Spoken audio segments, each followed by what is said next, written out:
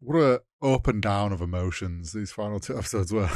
They really did not pull any punches. For the whole season, let's be honest. Yeah. Is this the best Marvel project we've had? The Inquisitor one's probably going to be really cool. Maybe the Morgan Elsbeth one will be meh. It was the other way around. Oh, really? I thought we got it right. I thought the Morgan Elspeth story was boring as sin. I found that way more interesting. I thought the Inquisitor one was a bit meh. Kurt Wagner, aka Nightcrawler, first appeared in Giant Size X-Men #1 in April 1975. Topic of the pod. Unfortunately, this is where things take a bit of a downer and Less positivity. positive. Yeah, and the statement that we've got and we're going to be discussing is what are Sony and Xbox doing? They're having a race to the bottom. Both of you, I know you're both aware of everything that's happened over the last few weeks or since the last podcast. The texture, or there was some about you comparing. Yeah. The colors looked great. The texture was a bit strange, but I don't inherently hate it. The collar, I have a huge issue with. I don't like it at all. It doesn't look very Superman-y. But we got Trunks, so it's inherently a W.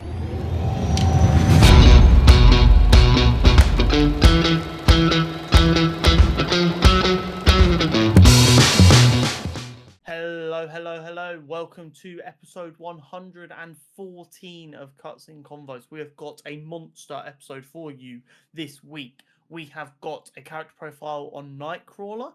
We have got the final 2 episodes of X-Men 97.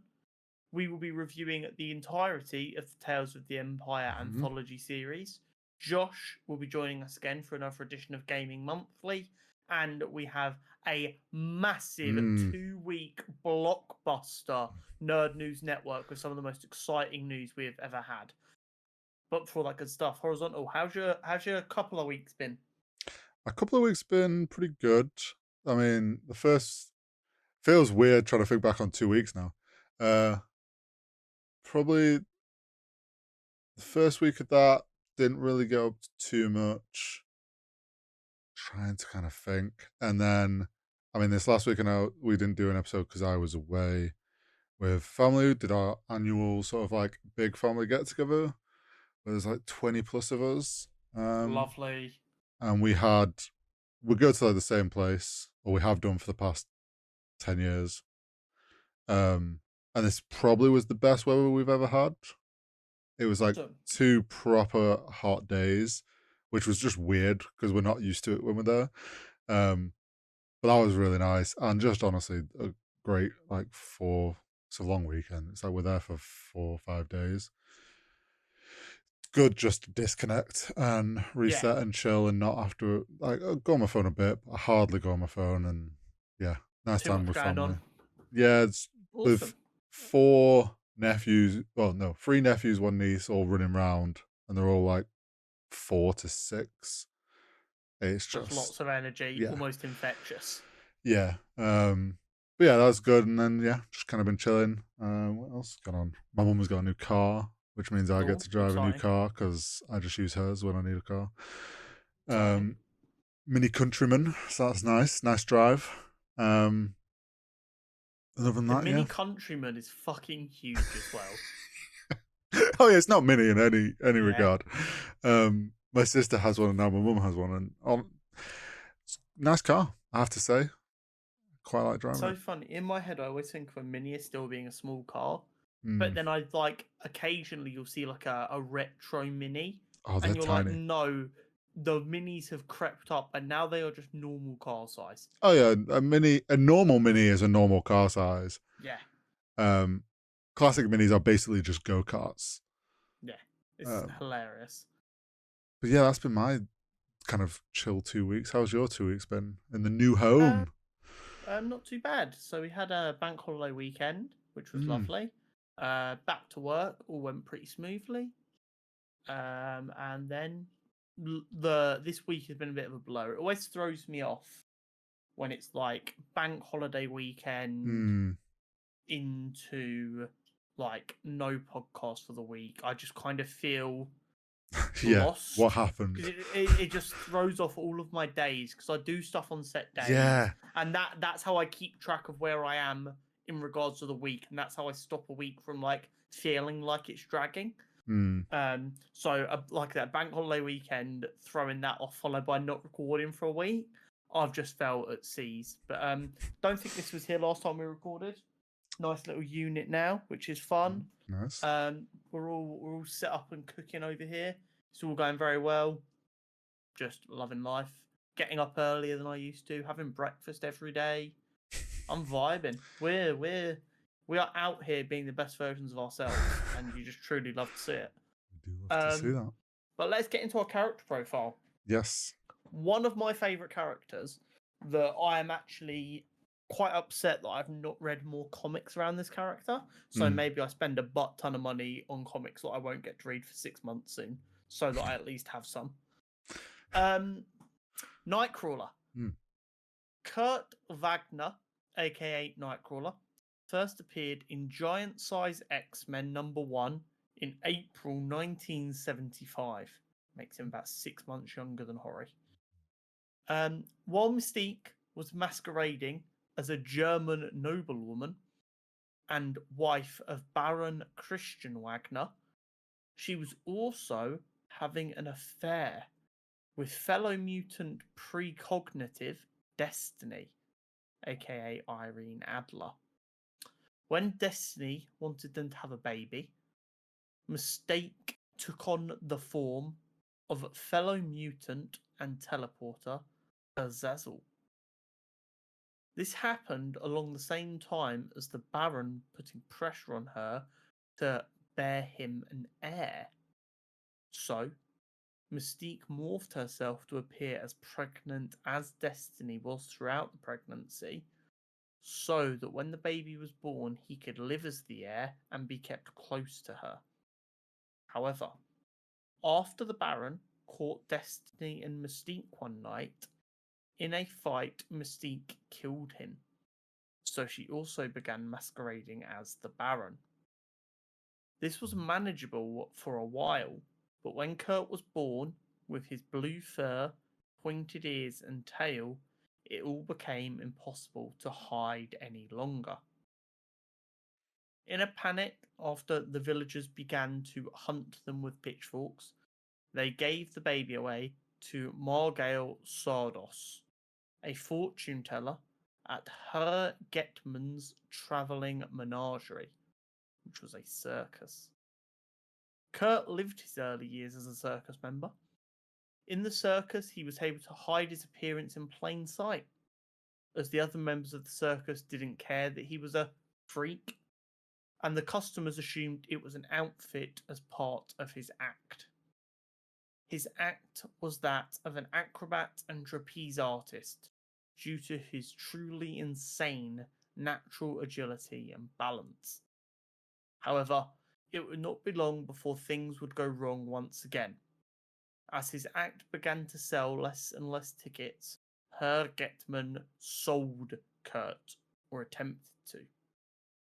During an escape attempt, Kurt accidentally knocked a candle, causing a huge blaze, which alerted his captors to his escape. As they began to hunt him, and just before being shot, Kurt's powers finally manifested, and he was able to teleport away to safety in a nearby church. It was at this church he would start to really develop his Christian faith, and where he would seek refuge. Unfortunately, after a few days, Getman and his henchmen found Kurt at the church and set it alight.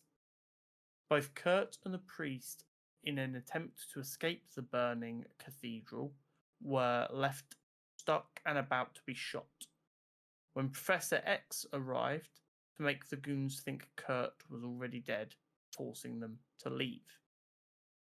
It was not at this time he would join the X-Men, but later, when living more in Central and hiding, he would be reapproached by Professor Xavier with an invite to join the X-Men. He decided he would accept, but he wanted to settle some affairs first. So he went to see his essentially adopted brother and sister from his days in the circus. It was at this time he found out that his brother had turned slightly evil and had been killing people. So he fought him in an attempt to try and stop him and subdue him, and accidentally killed him. And then when the villagers caught sight of this blue devilish looking creature having just committed a murder, they assumed he had also killed all the other people, and they ran him out of town, leading him directly to the X-Men, where he would go on to serve as a beloved member, friend, and family member to many of the other members of the X-Men. Mm. Nightcrawler's fucking awesome. He's very cool. His character design is one of just what's the coolest thing we can do. And then they with the lore they built around him and the story of him, they built this very interesting and different character with such deep Christian faith despite being something ungodly. And he is kind of this shoulder to cry on for many of his friends, despite having the ability to be like quite physically dominant. In battles, he tends to take more of a supportive role, where he's trying to gently subdue the enemy and protect his friends and any civilians, rather than use his powers in a obviously offensive manner. Incredible character. So cool to get so much from him in X-Men 97. Yeah. And I hope to see more of him on the big screen soon with the X-Men coming to the MCU soon. But there we go. Speaking of which... Yes. The Tolerance's Extinction, Part 2 and 3. My God. What a up and down of emotions these final 2 episodes were. They really did not pull any punches. For the whole season, let's be honest. Yeah. The iconic old school outfits. I love that. The Magneto coming to the mansion and kind of going, you're either with me or against me. Who wants to be with me? Yep. And also the very intelligent decisions of what characters sided with him in that moment. Yeah. Rogue being so hurt after Gambit. Yep. And Sunspot having been living a lie, finally coming out to his parents. Yep. And then instantly being turned on in such an aggressive way is like a radicalizing experience. Mm-hmm. It was phenomenal start to finish. The action sequences throughout these episodes were so good. Yeah, as good as we've talked about them many times through this series, but again, they were so creative with the fights, so well put together.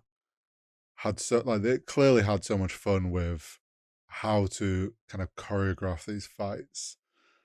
The brutality of what Magneto did to Wolverine. Yes. Is something I never thought I'd see adapted. Well, yeah, because we've the closest we've ever seen to that is like he's pinned Wolverine, or like he's like froze him in place because, and it all makes sense. Like, yeah, he's got metal, like his bones are coated in metal. Like Magneto is essentially his worst enemy. Yeah. But yeah, I was not expecting him to full on rip it out of him. It was crazy. And I mean, we still don't know the full implications of that. The way it was visualized showed it almost back in liquid form. Yeah. Which then makes me feel like, well, we know he still could do the claws, but they were bone. Yeah. So something tells me he will heal and he'll basically be in like bone form. Wolverine. Which would be very cool to see. Yeah, even if it's only temporary. Yeah. Storm back with her powers. Yes. And like the reunion of Storm and Jean was awesome. Yep. It was so nice to see them so happy to see each other in such a low moment. The whole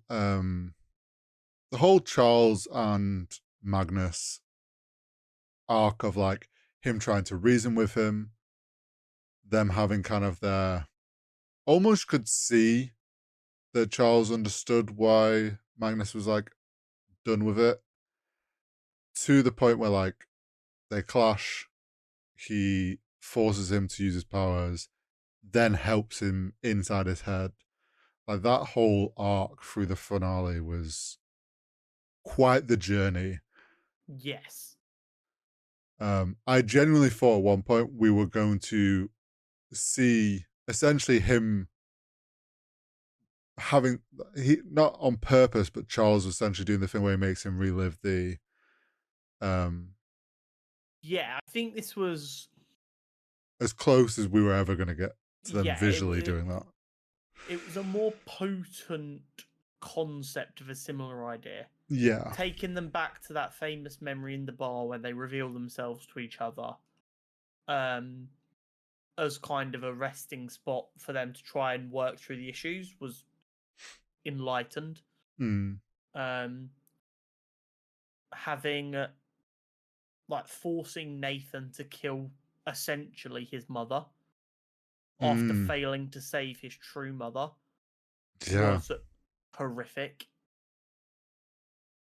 Getting to see, oh, go on.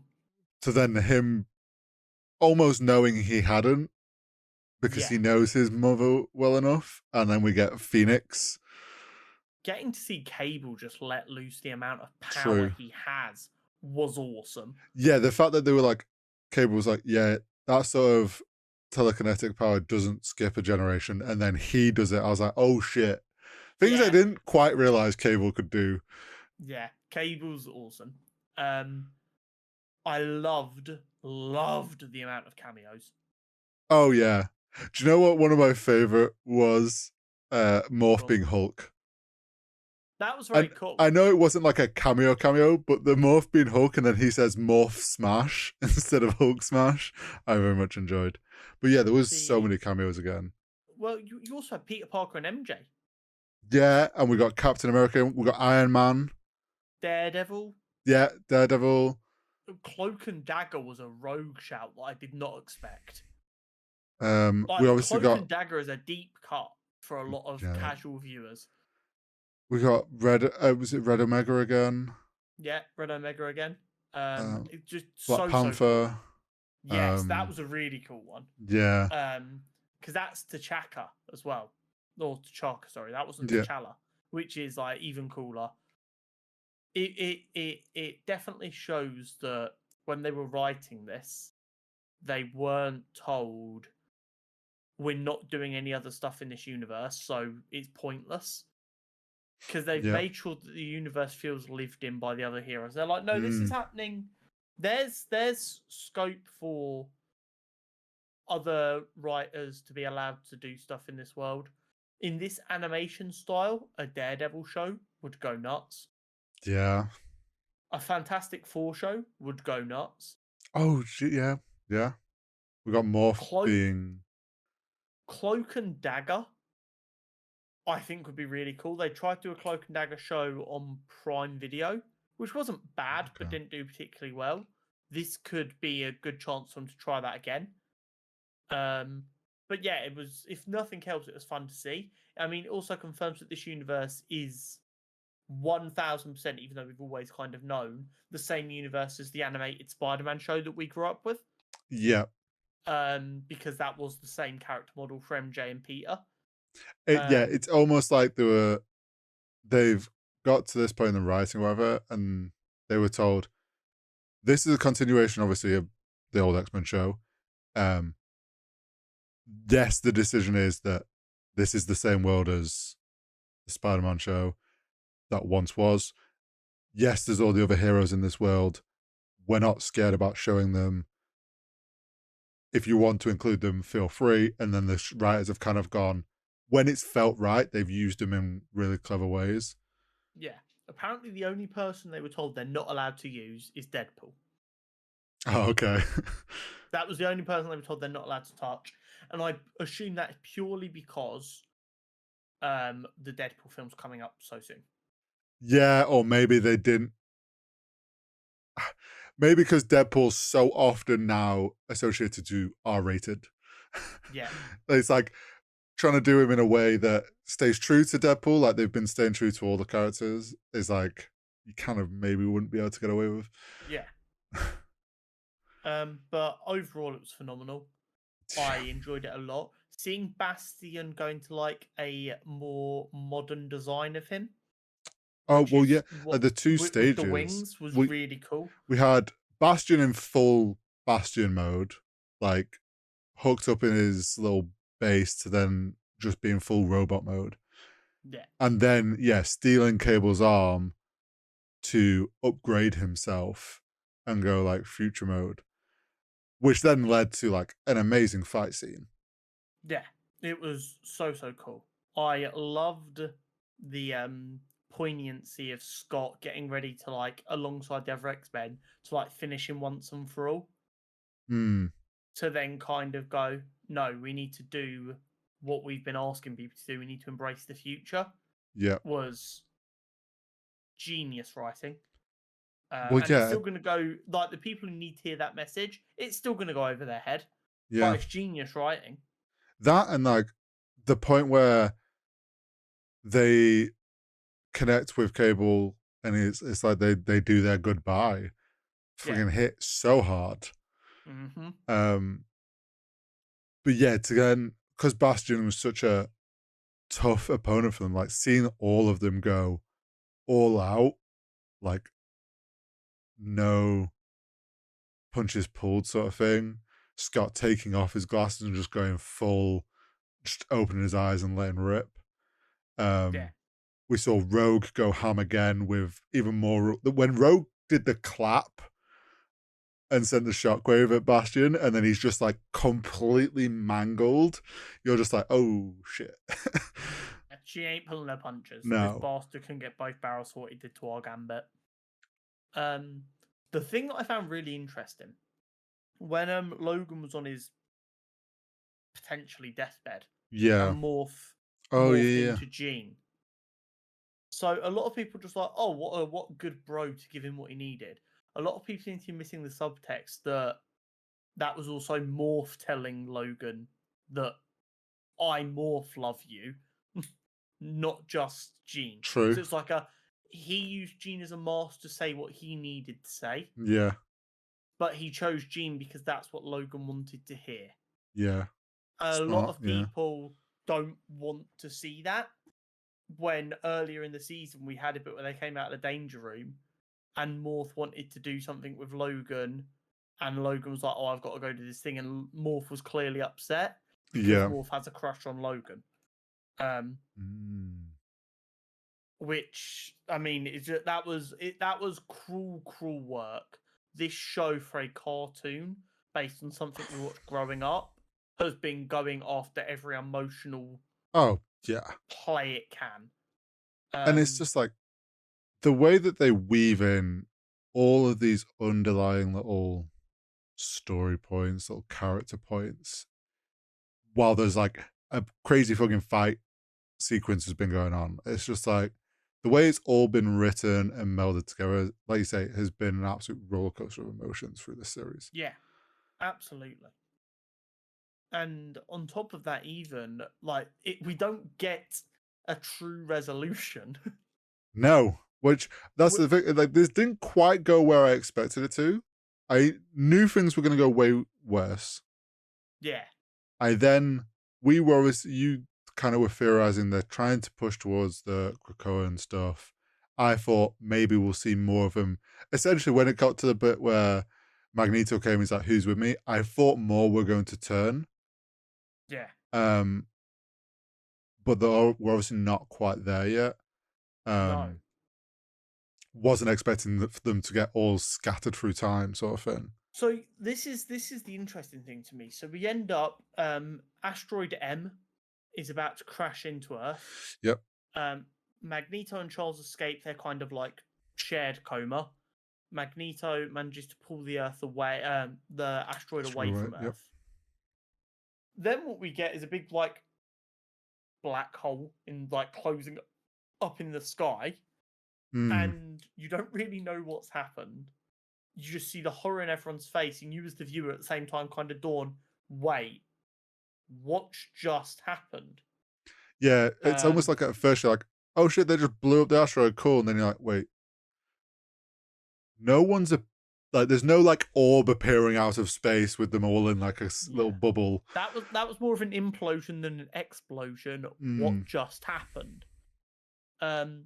We then get a 6-month time jump to Yeah. where we see Forge in a basement with loads of pictures up on the wall. Mm-hmm. Interestingly, Scarlet Witch Yeah, I and was gonna. Quicksilver were down as off-world, Yeah.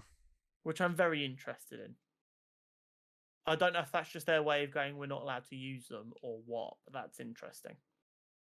Then Maybe. we get Bishop, obviously back from the future. Yes. Explaining what has happened. They've been scattered throughout time. We've got to go save them. Ironically, obviously, I went back and watched X-Men before X-Men 97. The first time you meet Forge is in the future Bishop is from, which Right. is Okay. why you have that line of him going, "We ain't friends." It's like, not yet, we will be. Okay. It wasn't him going, "We're going to be friends." It was him going, "We will be friends." Yeah. So that's where we're left with there. And then we get a little snippet of where people are. Most interestingly to me, we don't know where Morph or Wolverine are. No, we don't. We didn't see them. Which, and they were on the Blackbird on the asteroid. yeah, which means they're obviously together somewhere. Yes. Which I'm very curious about. What we do know is the Magneto, Charles, Beast, Jubilee, Rogue. No, Jubilee's on Earth. Rogue, Beast, Charles, Magneto, Nightcrawler. Yeah. Are back in ancient Egypt. Yeah. With Aben Sur. Do you know who Aben Sur is? Do you recognize him from the design? No. That is Apocalypse. Oh. Yes. So that is Apocalypse as he is still in his human form as like the first ever mutant. Interesting. Yes. That's why Beast goes, excellent. Okay. I presumed it was someone they knew. I didn't know. Yeah, that's Apocalypse. Okay. And then in the future, we have Scott and Jean cast far, far, far into the future where they are met by their son. Yeah, but young, almost teenager. I would say around early mid-teenager, Nathan Summers, yeah. Which I liked that they got sent to him. I'm going to be very, very curious to see how this goes because you can see that Cable has a lot of resentment for how he grew up. He feels like he was robbed of the childhood he deserved. And if this is a teenage version, he's going to have teenage angst. That resentment mixed with puberty is going to be very interesting. Especially if Scott tries to go dad mode. Well, here's the thing as well. Parents are never ready for their first child becoming a teenager. No. But in theory, they have like 13 years to get used to their child and maybe kind of guess how it's going to go. And also have 13 years to be like, look, I'm in charge. Yeah. They had, at best, 13 hours with their son. Yeah. Sent him to the future. Found out the grumpy old man from the future is their son. Got and a bit now of they've been handed teenage version of their Hmm. son. Not ideal. No. The interesting thing is going to be how have they ended up there? Like, who was it? Future Nathan did something that accidentally grabbed them. That's why those two went to him and it scattered the others somewhere else.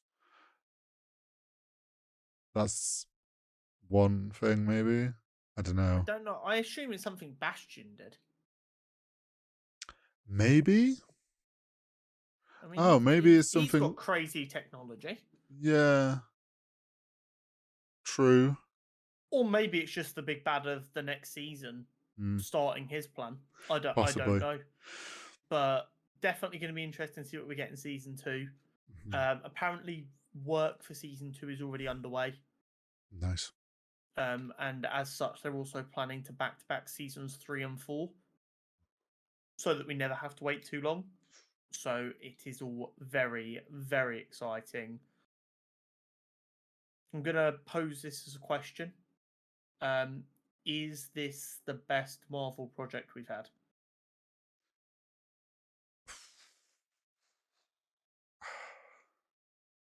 It's tough because some of the films like just hit so hard. But do you think anything tells story as well as this, and also has such a pleasing visual style?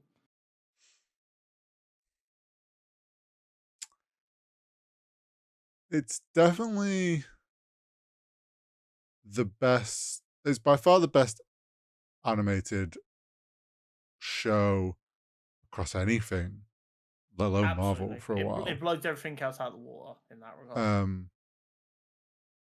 Yeah, it's tough because it's like you say, the amount of story they've told in just like one season definitely beats most of the MCU films.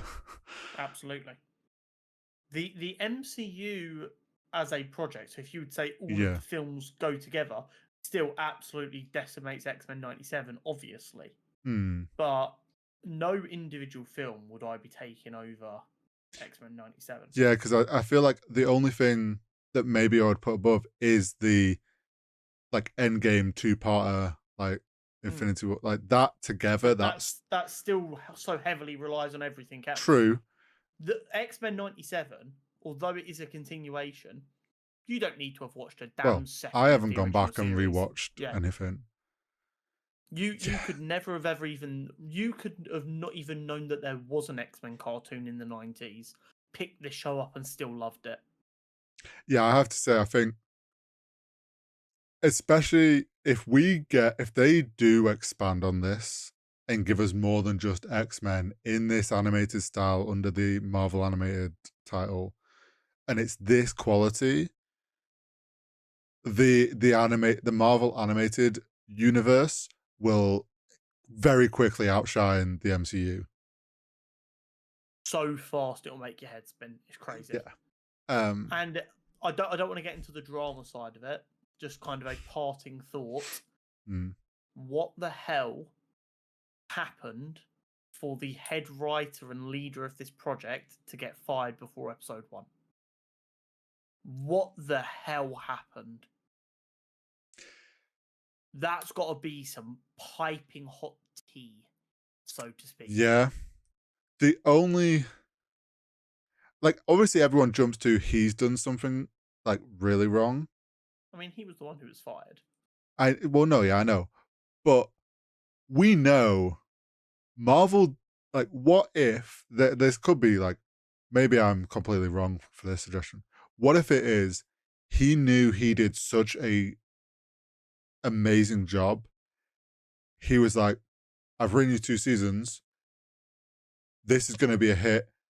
I want a ridiculous amount of money to stay on and do the rest of this. I get what you're saying, and I wouldn't disagree with that apart from one thing.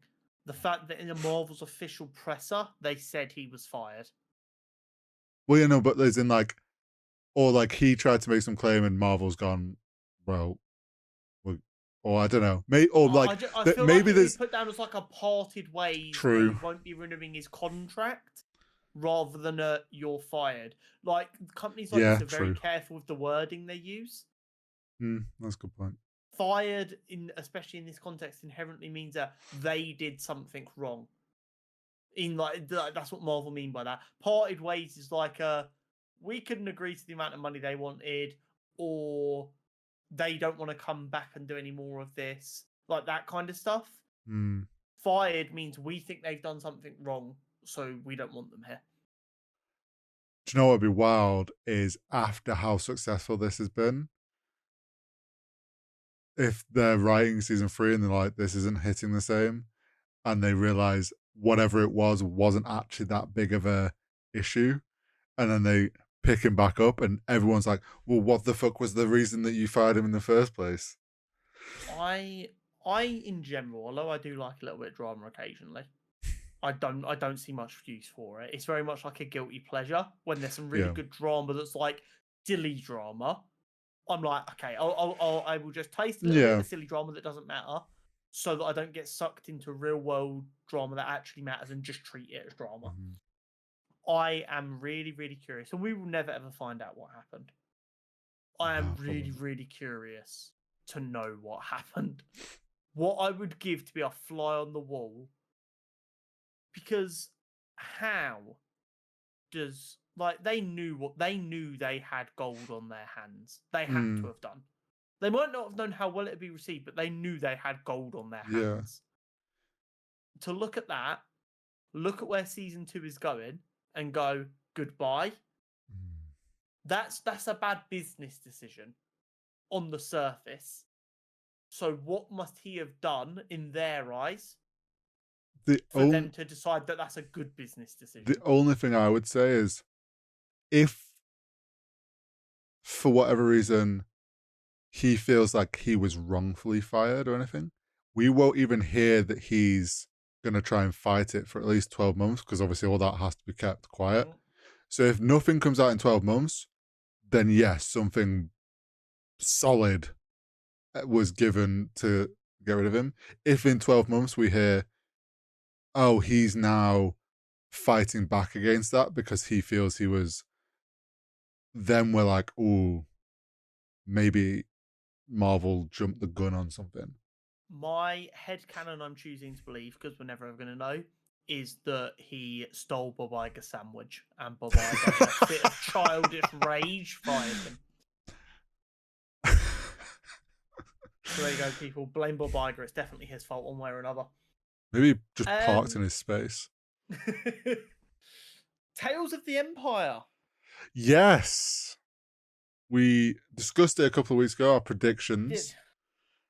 We'd heard that one story was pretty cool, the other was meh. We predicted the Inquisitor one's probably going to be really cool, and maybe the Morgan Elsbeth one will be meh. It was the other way around. Oh, really? I thought we got it right. I thought the Morgan Elspeth story was boring as sin. Oh, I found that way more interesting. I thought the Inquisitor one was a bit meh.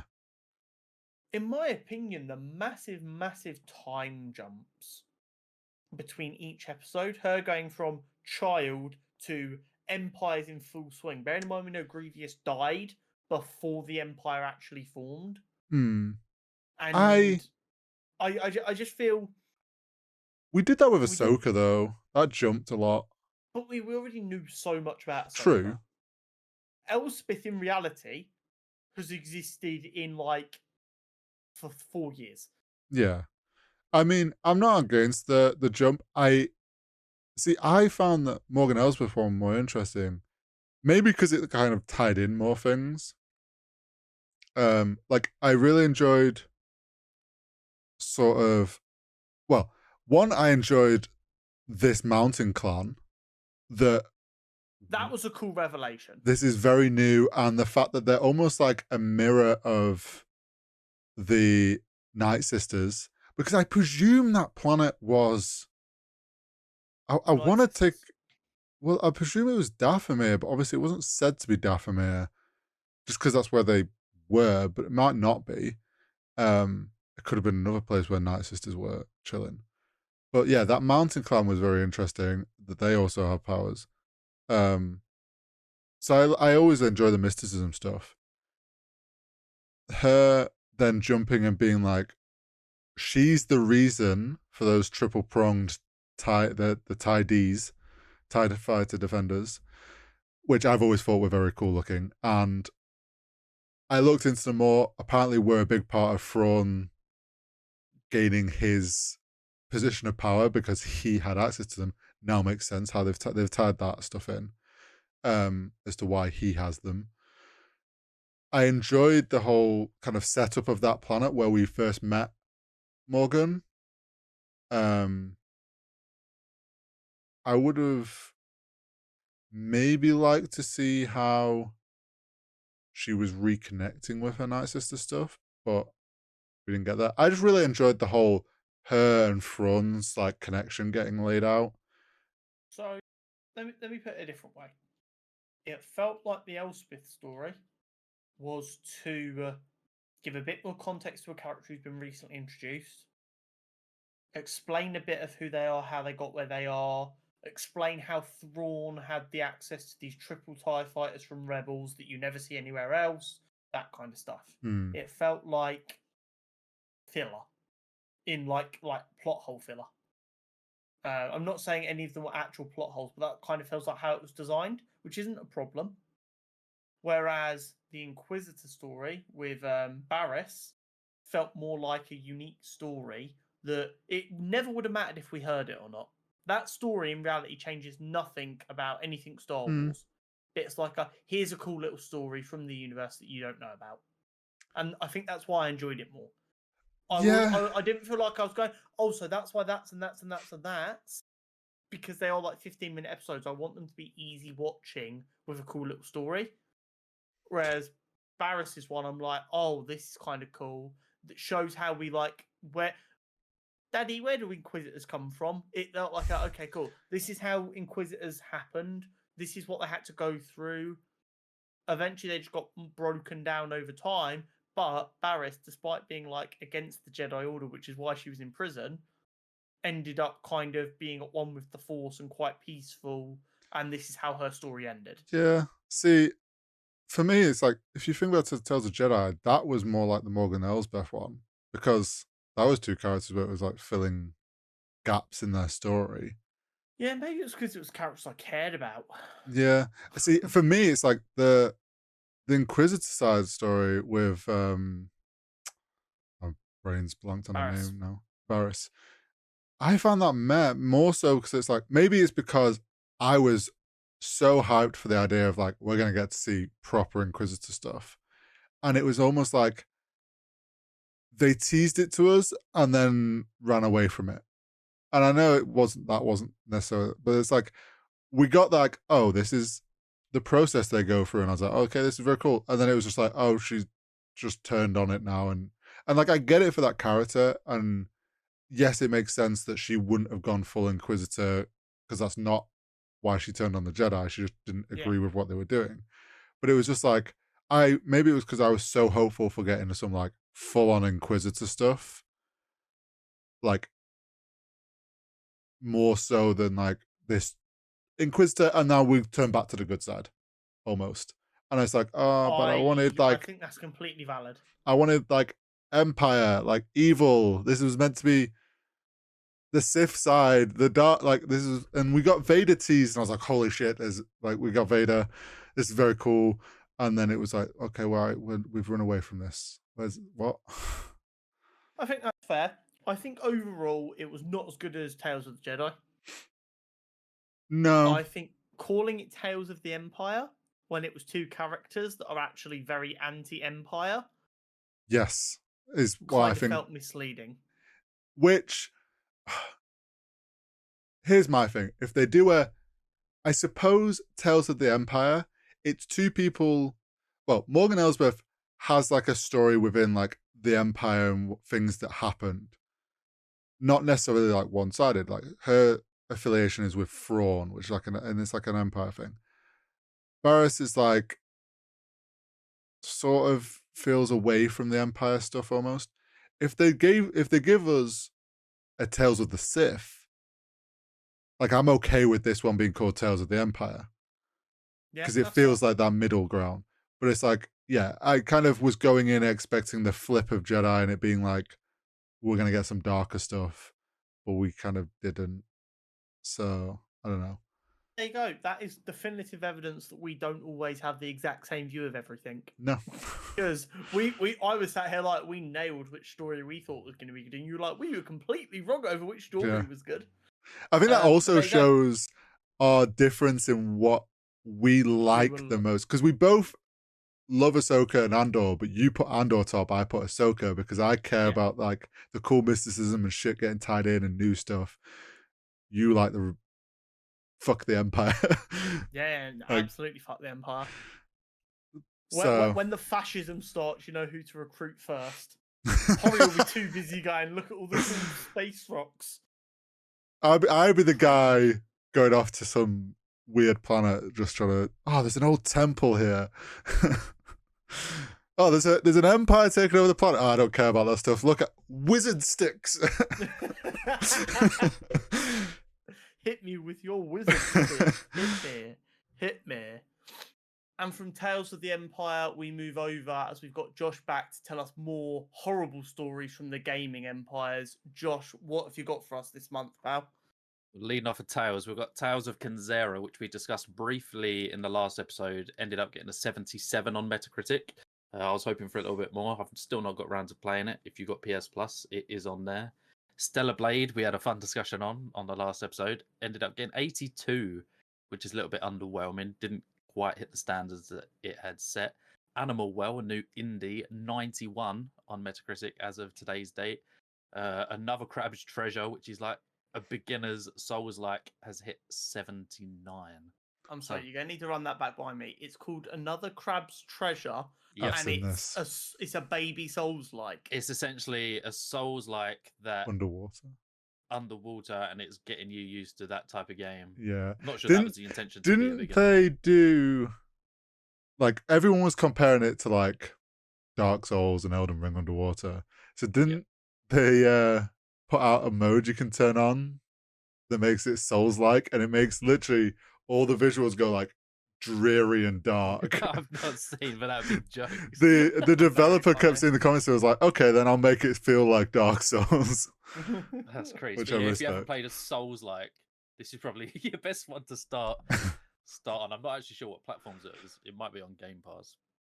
Speaking Awesome. of Game Pass, yet to release for the next coming weeks, we got a couple of decent games. One that we're definitely interested in.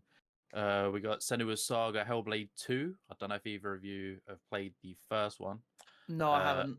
Oh, mate, you're missing out. That comes out May 21st, which is next Tuesday, I want to say. Mhm. It will be on Game Pass day one, as it's now Xbox exclusive. The studio got bought out. Ninja Theory got bought out in 2018 by Xbox, I want to say. Year after the first one came out. X Defiant also comes out next Tuesday, which is the one that we're very much looking forward to. Yeah. Releasing PS5, Xbox, and PC. And third, Paper Mario: The Thousand Year Door remake is coming out on Thursday. I believe that'll be Switch exclusively. But thoughts on X Defiant next week?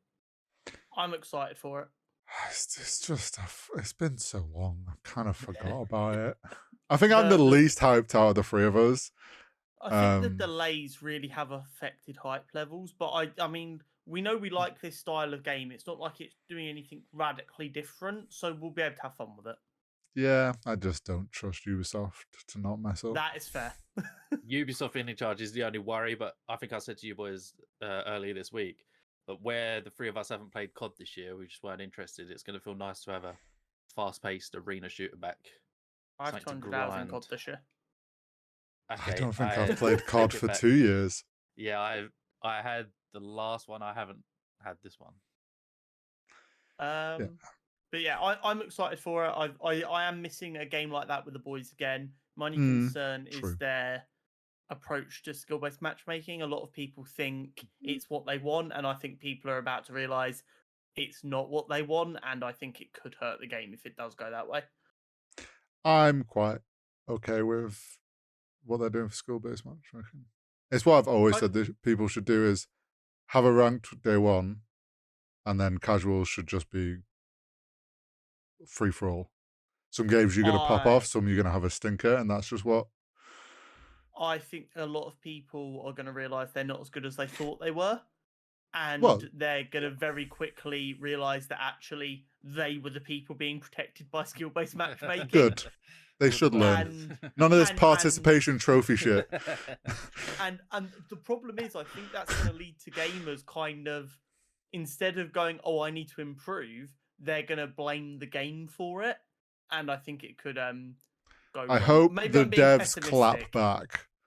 Absolutely. This is what you wanted. Take your medicine. Yeah.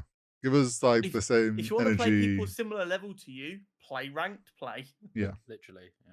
I was going to say we'll find out next Tuesday, but it'll probably be Wednesday because the server's going to be joined. Yeah, the Ubisoft launch never goes well, so I believe. yeah, I don't. Right, since the last episode, we've had a few announcements and updates. Yesterday, as we're recording, Assassin's Creed Shadows, the trailer has dropped. We've got a date, 15th of November, so we're going to be waiting quite a while. Boys, did you manage to check out the trailer? I did. didn't watch the trailer. I didn't get around to that yet. It was Corey, cool. thoughts? Doesn't beat the OG Assassin's Creed trailers. There's just something about them that hits so much better. But I mean, I remember back playing those ones. I was always like, oh, why have we not had a samurai or a Japanese themed one yet? It feels like it's taken them forever to get to this point. But it looks interesting. Obviously, until we see gameplay, it's like, who knows? Yeah, it's so hard to judge without gameplay because I really enjoyed the cinematic trailer we got yesterday, but how that's going to translate into actual gameplay, like yeah, like we've had really cool trailers from Assassin's Creed games, and then the gameplay has been kind of dog water. So gameplay trailers are always the big show and tell. Sure. But I'm excited for it. I've recently downloaded like the new trilogy of Assassin's Creed, so Origins, Odyssey, and Valhalla. So my plan was to play through them. Now I have like a date that I want to have finished them by, ready for the new one. So that'll be fun.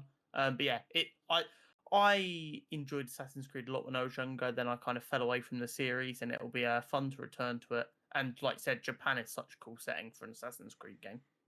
Yeah, I'm very much looking forward to it. I'm a big Assassin. I've pretty much played all of them.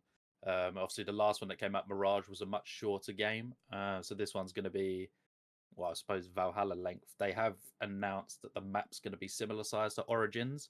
So when you come around to playing that con, you'll get a rough understanding of how big the map's going to be, which will be quite cool. I think people need to chill with the getting up in arms about a fictional samurai 100%. being the main character. Well, supposedly it's not even fictional. It's like based on historic figures. So I've heard. There was a story of this, but it was never like proven to be real. Okay, so my understanding is it's a Jesus type situation Ah. where the dude definitely existed, but we don't know what details are 100% accurate versus not. There's probably just some guy in a mask going around beating up people. And was around. People need to chill out. The big argument is, it's not very historically accurate. I'm sorry. What are we talking about? Assassin's Creed has never been historic accurate. What are you on about? It's been historical adjacent. Do you not remember the history stories about like the golden apple in Venice and like visions and shit? As Auditore about Leonardo. As always, gamers are, I think, needing to chill out. If you want to be annoyed about anything for this game, be annoyed at the price. The fact that there's another £120 pre-ordered freaking includes like, why EA? I will not be there. Ubisoft, sorry. Ubisoft, yeah. Why Ubisoft? They're so obsessed with this like ridiculously high price point. And well, they're giving us X to fire for free, mate. So don't stand. You can stand by that if you want, but that game could flop so hard. In before Josh buys the battle pass 5 seconds into. No, 100% it will. There is 100% potential. And Fallout. Have either of you checked out the Fallout series? Obviously. Yes. We loved it. Season 2 has indeed been confirmed following a huge success in the show numbers. As well, you two might have seen huge increases in player bases across multiple of the Fallout games on Steam. All of them, basically. Not Josh accidentally outing himself as not being up to date on the podcast. I mean, there's a lot of episodes and a lot of time needed. But yeah, I mean, obviously we're excited for Fallout Season 2. It was such a good show. We are very excited for that. It as we were saying, it's absolutely proved through and through that video game adaptations have a huge place in modern media because they finally cracked the code, and Fallout is going to be very, very good, and it has the potential for a lot of seasons. For sure it does. Yeah, I think that universe, there's so much you can do with it. You could restart it to another period of time. Well, the fact that There's there's just vaults so all much you over the can do, really. world, Yeah, exactly. like it yeah. just gives them the freedom to be like, look, go do a vault somewhere we haven't been before, and Also, Fallout official law has never really discussed anything outside of America, which means you can just go to them. You can go to Europe and do whatever you want, and it literally can't affect us negatively. as long as it fits into the The world, like style, the basic storyline of time of events or whatever. yeah. Then But they Like, could even it do won't it affect us. thousands of years in advance. A bomb goes off, they come out, and it's now like the 1500s or something. You could just move the timeline anywhere and still have the same premise, just with different cast, yeah, different time periods. I think that'd be quite interesting. Mm-hmm. Right, boys, what have we been playing recently? Following last month, I feel like we weren't really playing a lot. Is that still the case? What have I been playing? I got back into Starfield, which I've been enjoying. Which has recently been updated in the last couple of days. Yes, not I've not sure if you played saw. it since that update. The update came out yesterday. It's got the new surface maps, which I'm very excited to get to use. I've been playing more of my Madden career mode, which is just I'm like 20 years in the future now. I'm the GOAT. It's crazy. I've also started playing FC24. Normally I wait for it to be on Game Pass, but it was on sale for like £10, so I was like, fuck it. That EA can have £10 for me to get the game a little bit earlier. I can. It's also free to play on PlayStation this month, and if you add it to your library, you get to keep it forever. So anyone with a PlayStation that wants to play FC24, could have kept that 10 quid. you can go and grab that now. Oh well. Just angrily glares at my Spider-Man PlayStation. I've not been playing too much. I'm still on the sim racing, though. I am on the hype from last month. Yeah, I probably am not playing. Yeah, it is. This is the problem. I'm now at the point where on controller, it's getting hard to improve because the controllers like kind of limits you. You've hit your ceiling, yeah. Yeah. So by next month, he's gonna have either gone, I've given up with a sim racing, or he's gonna have a wheel. Well, there might be a break from it till I get a wheel.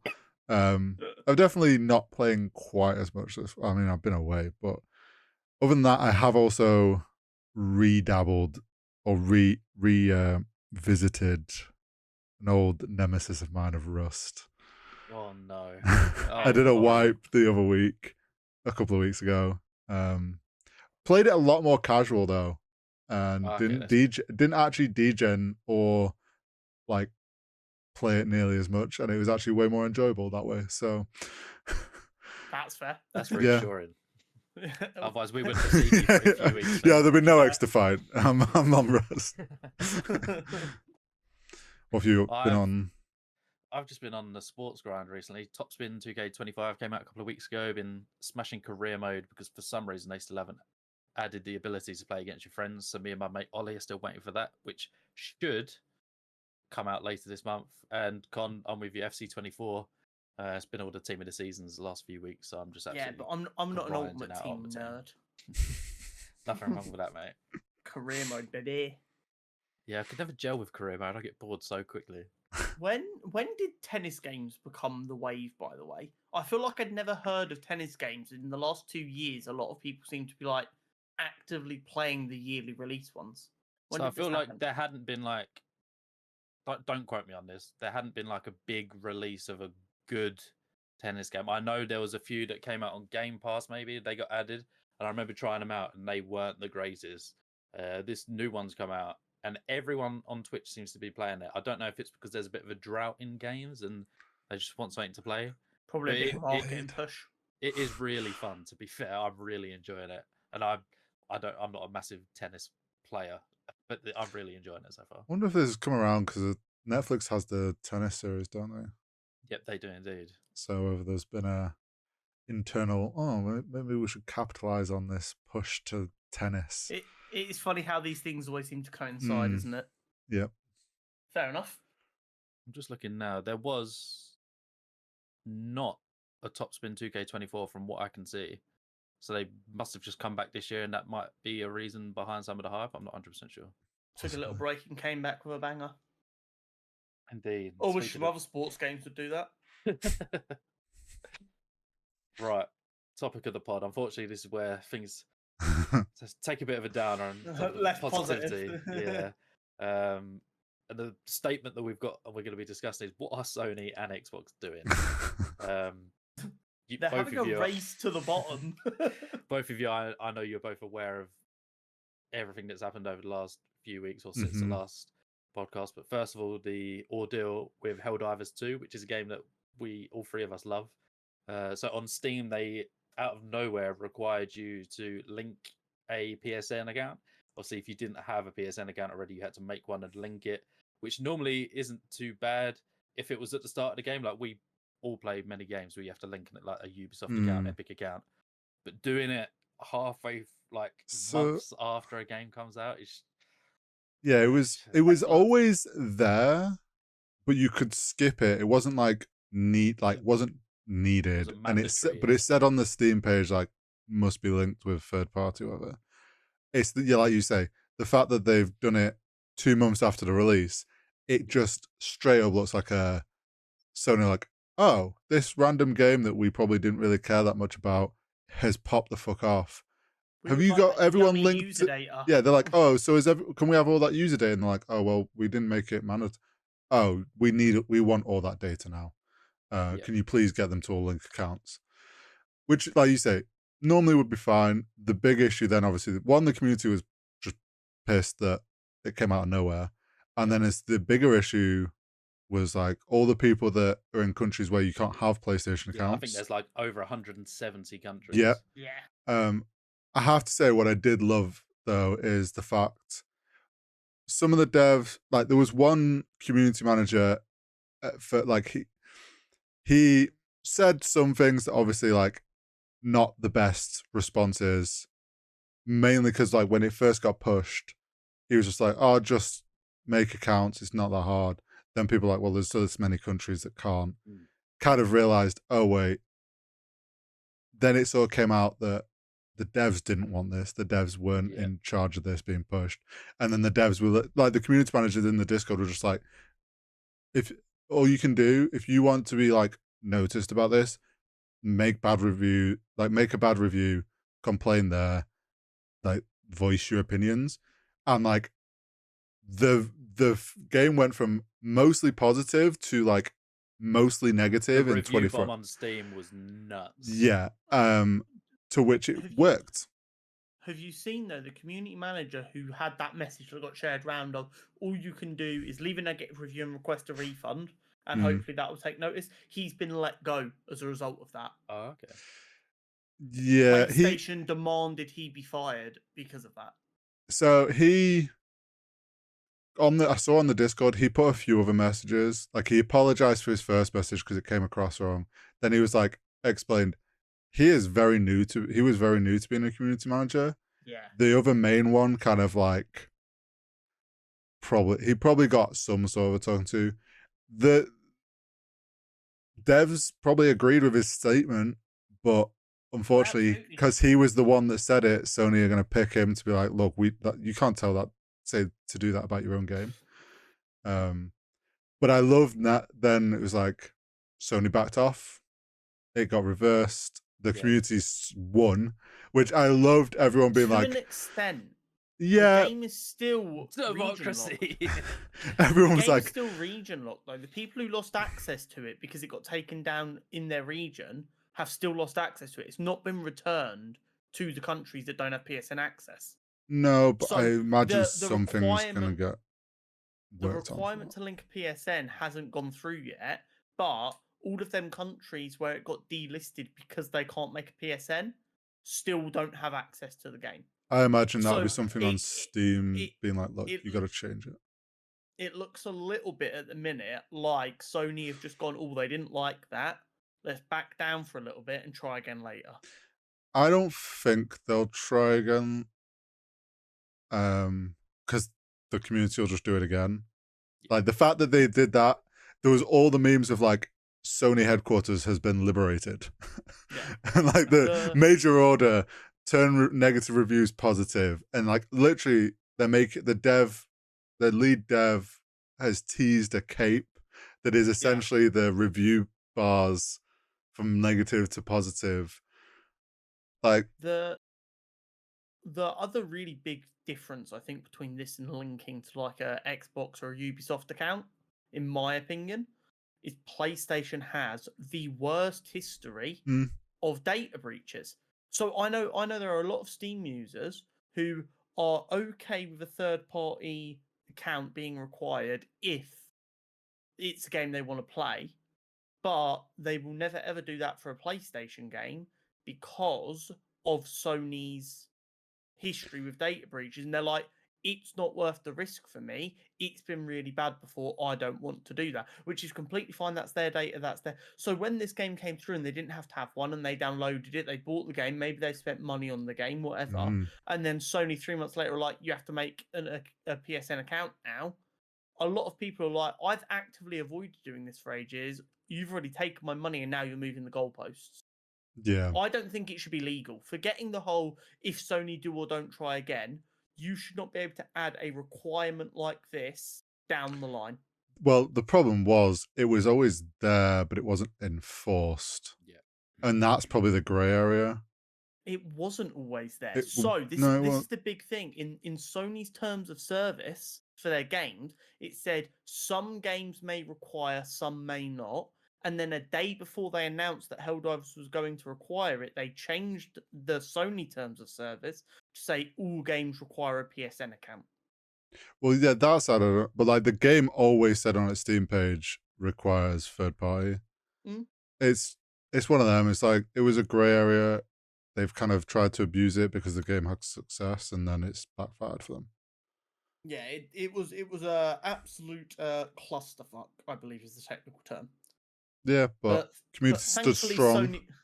Sony weren't left down in hell for too long by themselves, were they? Go on, Josh, talk us through Xbox. Yep, Colossal from one fuck up. clusterfuck to another, mate. I'm going to quote Brendan Sinclair at GamesIndustry.biz.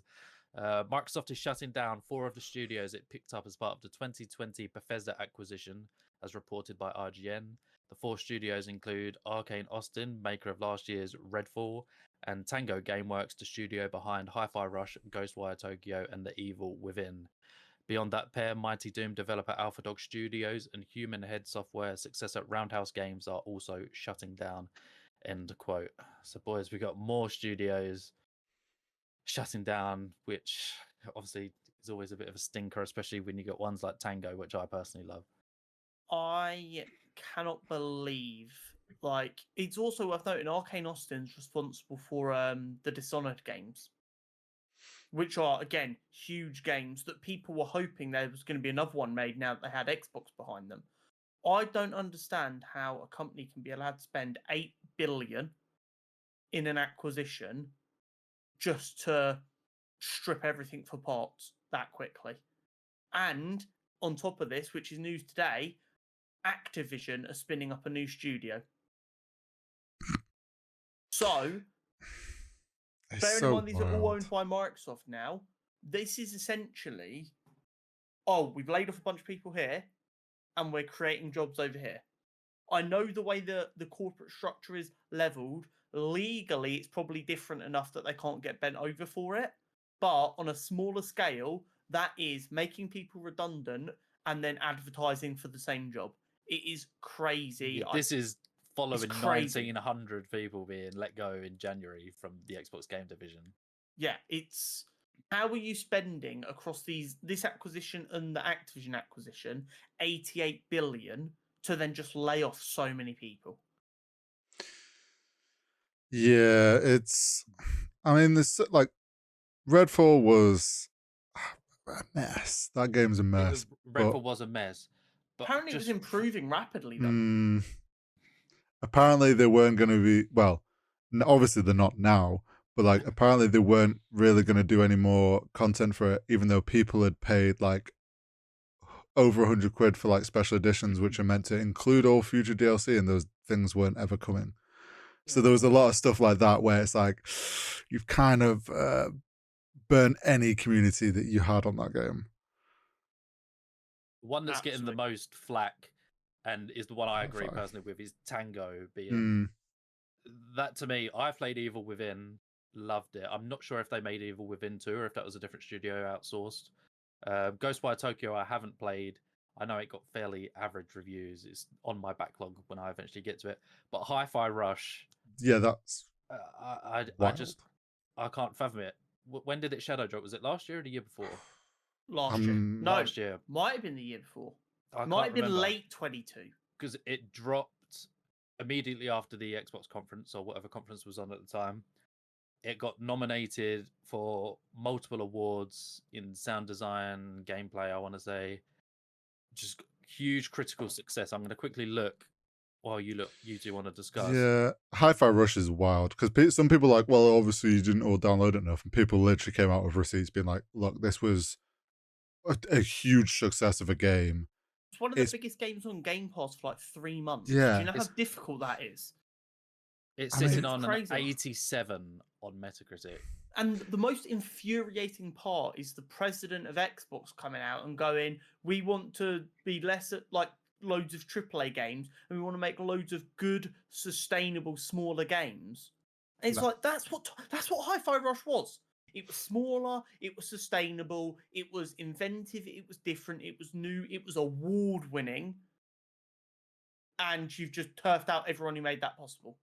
It just doesn't make sense to me. That was like, Game Pass was meant to be Xbox's way of, because they've always been kind of all like good like supporters of indie studios back in the day. Like they would always have a lot of indie games on Xbox. And it was like Game Pass, I remember when it first came out, it was meant to be this whole thing of like, this is going to be, we're going to get like, it's a place for indie games to get on. It's going to help bring them more. Game Pass has kind of failed in that. Like we're finding out that these indie studios get like a terrible cut and Game Pass isn't doing anywhere near as well. And then it's like, oh, they picked up Bethesda. Those games are all going to end up on Game Pass, which is going to incentivize people to go get Game Pass, which then should help indie studios. And then instead they're just like, oh yeah, buy indie studios. We're just going to cut you because we spent too much buying you, too much then buying Bethesda. Probably the board's then like, well, these solid IPs at Bethesda should be our priority. We need to save money, get rid of all these smaller studios that aren't like solid IPs, because that's all boards think about. And now we're where we are now, which is a joke. I just can't fathom it. Obviously, all the studios affected is horrible news, but for Tango, I just can't understand it. Hi-Fi Rush went from having a cult following, I feel like, when it came out, because it was sort of a bit unknown. It went more mainstream, gathered a huge audience. Everyone was looking forward to Hi-Fi Rush 2 or what else Tango could put out, and they've gone and canned them off. I just can't wrap my head around it personally. But it makes no sense. I don't get it. I don't get it at all. And also, the big concern is also Arcane Paris or Montreal. No, not Montreal. It is a French city. Might be Montpellier. Are working on the Blade game. And there is now a genuine concern. It's like, okay, getting canned off after Redfall, you're like, okay, that game was a disappointment. But no studio should be worried with a big daddy like Microsoft that one bad game's going to get you all fired. I think that's fair to say. But then, how can you be confident if you're a studio like Tango Gameworks, who's delivered Hi-Fi Rush, Ghostwire game, which might have underperformed in reviews, but was quite a popular game with a unique playstyle that people loved. The Evil Within series is massive and really popular. So at the same time, like, right then, so who is safe? How do we know that we won't release a game that wins a bunch of awards, gets loads of downloads, maybe even gets bought loads on secondary platforms like Steam, and that still might not be enough to protect our jobs? I wonder if, since they picked up Bethesda and Activision, like we all know COD's an absolute money printer. And it's almost like that's come into their books, and like the people at the top are just like, well, this is what this studio is making. Why are none of these other studios making money like this? Because they have no concept of how the games industry actually works. So I saw one insider, I can't remember who it was, basically did an article where they said for a long time, because of the size of Microsoft comparatively to the size of Xbox was spending a fuck ton of money, yeah, but no one at Microsoft, on the Microsoft side, noticed because it was a drop in a very large bucket. Mm. The amount of money they've spent on these acquisitions has got them on some people's radars. So now the books are being looked into more on the Xbox side, and they're realizing that Xbox isn't making money, and that's bringing a pressure from Daddy Microsoft onto Yeah. Xbox. And I imagine because we've found out Game Pass hasn't been anywhere near as successful as It's going they. to take time to recoup that money. And now, as a result, Daddy Gates, I know it's not Bill Gates, he's not there, but you know what I mean, has come in and gone, whoa, whoa, whoa, you've just spent 88 billion on these acquisitions. Mm. Where's the money coming back in? Game Pass was supposed to be really good. It's grown 2% in the last year. What's that about? And I think that's part of the problem. This is the problem when something that used to be art gets turned into pure capitalism. Late stage capitalism. This is why indie studios will always be safer on their own. Mm-hmm. Support indie studios, people. I mean, they've got, it's the best time for them. We've seen now, we've said it multiple times, indie studios have been doing great recently, and more so actually being independent from any big publishers or anything. They don't need them. You just got to make a good game and it'll slap. Put it this way, no one like Ubisoft or Sony or Microsoft or anyone on that level, or even like the level below, would allow a game like Baldur's Gate 3 to have come out as well polished as it did, and as a result it wouldn't have won all them awards, and it wouldn't have been arguably the best game in 2023. That's like, turn-based games are a style of game I hate. I have 70 hours in that game, and every day I slap myself on the head and go, Connie, you got to go and finish that game. Like, the amount of games I finished 70% done that I never even think about again. And then it comes to Baldur's Gate 3, and every day I'm like, I need to go back and finish that. Like, no publisher like an EA, Ubisoft, anyone like that would have let that game be that successful, because they would have forced it out a year and a half earlier when it wasn't ready. Yeah. Yep. I mean, you're not wrong. I can't critique that. Makes my blood boil. You know what else would make your blood boil? If Marvel Rivals was not successful, which is going to be the discussion of the pod this week. What does Marvel Rivals need to do to succeed? So I have a couple of issues with the handling of a number of things here. Go for it. They announced that alpha test that we all signed up for. Actually, Horry probably forgot to. No, I actually did.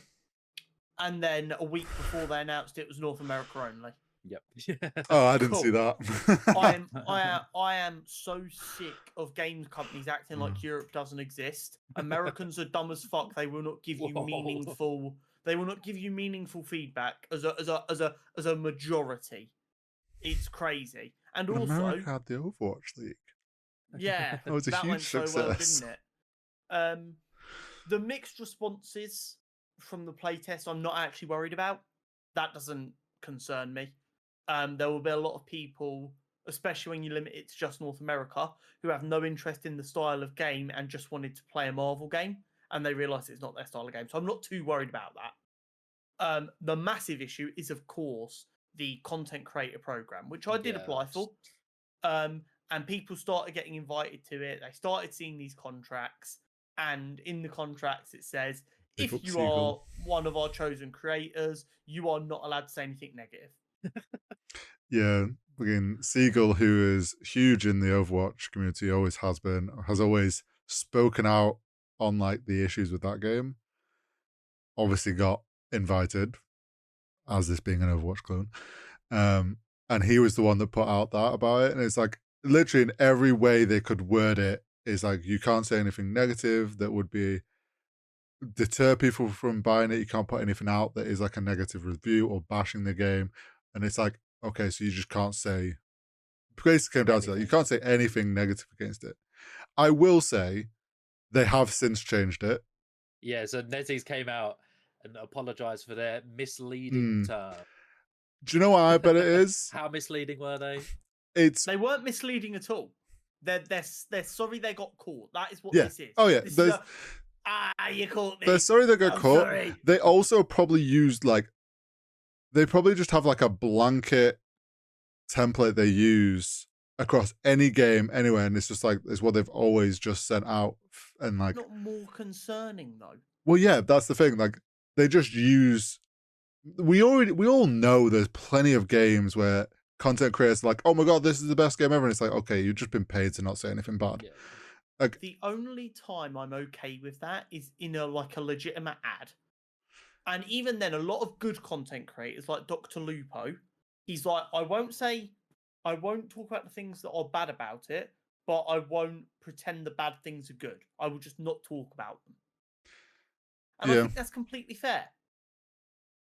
If it is an actual ad and instead of going, that isn't good enough, that isn't good enough, that isn't good enough, you just don't talk about them and instead you talk about the things you do like, I'm completely okay with that, especially with now the rules around you have to make it clear it's an ad. I expect and accept that, and I think when done right, there's a good level of that. But trying to put anyone on this content creator program, which they were very open, they're like, we want small creators, we want large creators, anyone is welcome to apply, and we want to try and get a good mix. There's a real danger of people up to like even 100,000 subscribers, which in the general space is pretty small, getting bullied by this kind of contract, being so scared that they actually end up tanking their entire channel. I mean, it definitely was probably sent out by someone that doesn't really understand what a content creator should be allowed to say.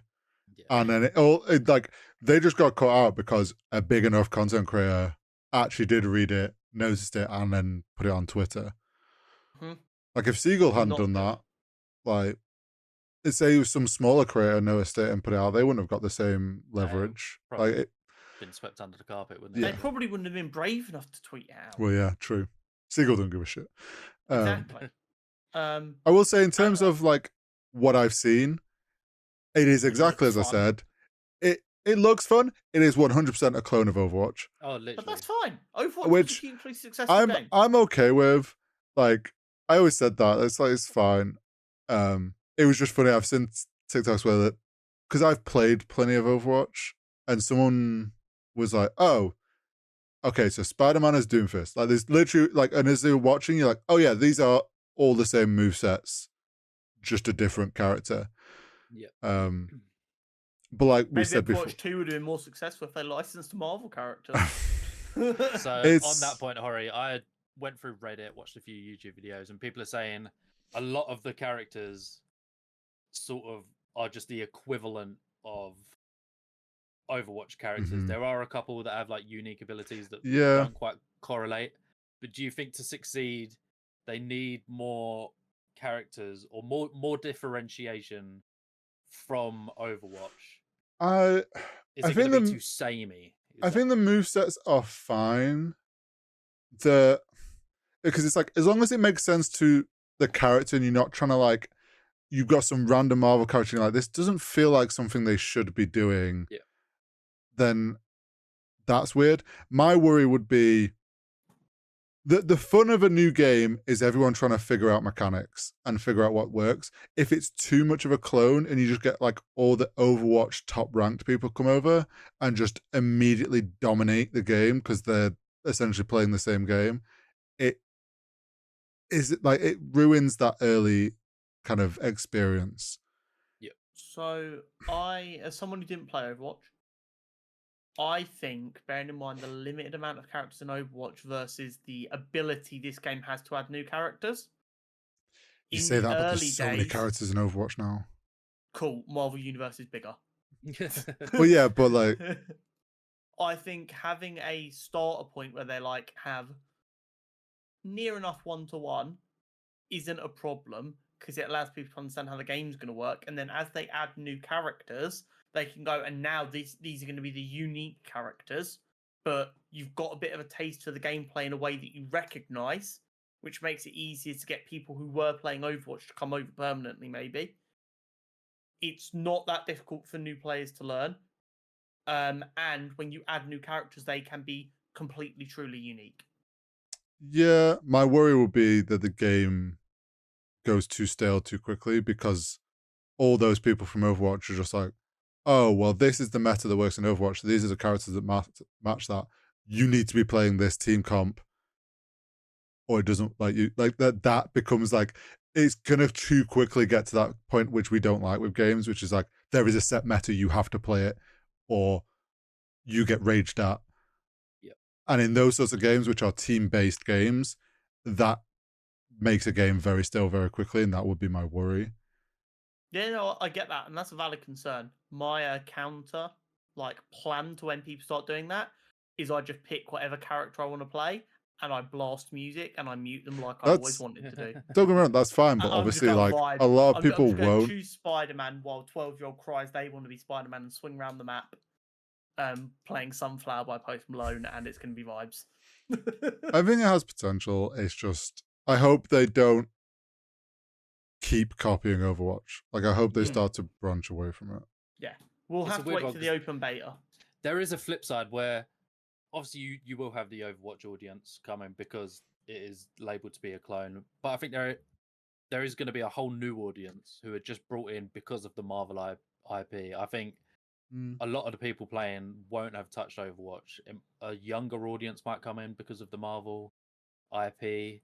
So I think there's going to be, I think ranked will be very sweaty if there's a ranked mode with the Overwatch players. But I feel like just the normal standard game modes are going to be very mixed, especially for the first couple of weeks. Whether the casual users fall off and the Overwatch players stay is what I expect to happen.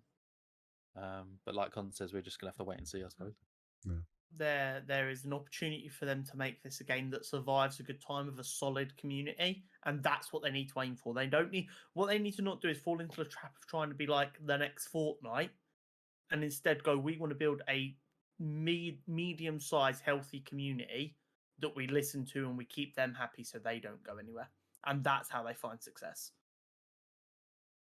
Yep, I think couldn't put it any better. Any closing thoughts? You look very handsome today, Josh. I mean, thank you very much. Straight back at you both. Thank you as always for joining us, and we'll catch you next month. Yep. Thank you very much. Next month's going to be a banger episode. It will be the first special episode since my time on the pod. We'll be covering everything Summer Games Fest. The pod will be recorded the week following the weekend of Summer Games Fest, so we'll be covering what's been announced from the Summer Games Fest show, Xbox Showcase, Indie Showcase, wrapping it all up into one episode. It should be a good time. Awesome. We'll catch you then. And from gaming news to more nerdy news, it's the Nerd News Network, everyone. We've got trailers and reveals and castings, and my God, Horry, what a week to decide to take a week off. Yeah, I know, right? Everything just got announced. Just it's craziness. Let's start let's start where all good stories do, at the beginning. Giancarlo Esposito has been cast in the MCU. Finally. But not as a role he's been fan casted in, according to Collider. So the most common fan casts were for him to play Xavier. But he's not been cast as Xavier, but he has been cast as someone. Or has he, and they're just lying to us? No, he said he's not Xavier. Yeah, or is he lying to us? I don't think he is. I think he would have just said nothing. I've got the inside scoop. He's the new Kang. Don't hate that though. Is that crazy? I knew you'd say that. I don't hate that. Is that crazy? No, I think there's clearly a shift in maybe direction of where the story's going. We're getting that sense that they're adjusting, and I think we get the vibe there's more of a focus on, obviously, Fantastic Four's finally coming, potentially a lean towards X-Men. So there's a lot of possibilities of characters we've not even considered previously because we were going off what we were expecting the story like direction. Right. We're also we'll get into some more of the other. A lot of very high quality castings are being made, which makes this casting news even more exciting. We got the Boys Season 4 trailer. We did. Looks very cool. I'm chaotic so as glad. expected. I'm so glad that we get to go through Season 4 together. I'm glad I get to watch. Do you know what? Actually, I'm going to miss not being able to just binge it all in one go. Because I will say, we are anti-binging on this you channel. say that, but it Toe company line. it was great for catching up because I could just watch it all in one go. But yeah, no, I'm looking forward to watching the new season as it's coming out. You can take the binge away from the boy, but you can't take the binge out of the boy. Christ alive. But yeah, no, the trailer's very exciting. It's going to be very cool. Really curious to see how this goes. Mm. Clearly leaning into the right wingness of Homelander and his fans. Yeah. And this kind of we're gonna do what we want and no one can stop us. Mm. Getting a bit more fascist within the Seven with these Yeah. new members who are just like, we're gonna do whatever the fuck we want. Very Did I interesting. also see that season 5 is confirmed? Yes, season 5 has been confirmed. So very exciting. I can't wait for this. An update on the Gen V season 2 after Chance tragically passed away. Mm-hmm. They've said they're still hard at work on season 2, and they have confirmed that Chance's character Andre is not going to be recast, and instead they're going to tweak the story to honor him and work around it. To recast or not to recast is a really, really difficult decision to make always. In the modern era, it seems to be, because of the short scales everyone works on, no one wants to consider recasting. And then a lot of the time people look back and go, we should have recast, but no one wants to be the person to step into them shoes so soon after a death. Yeah. Which is completely understandable. It's tough because obviously he was so young. So someone to replace that, it's like such a tough, like you say, job to step into. It's, I suppose, of all the, like, the fact it was after it's just before they've started season 2. They're not necessarily fully committed on the story. There is early enough in the Gen V story that they can reevaluate his characters and like make it so it feels, like you say, honors him and essentially writes him out. It's difficult though. Yeah. When you consider how season 1 ended with them all in a cell under control of Vought. The only way you can write him out of the show is realistically to kill him off. Yeah. Which is a tricky thing to do. Yeah. In this situation. Or, well, we also don't know. The other characters coming back, there could be also quite a heavy focus on a new set of characters at Gen V in the new year coming through. Like maybe we're going to be balancing between the two, so maybe it's a bit easier for them to kind of hide that stuff away. Maybe.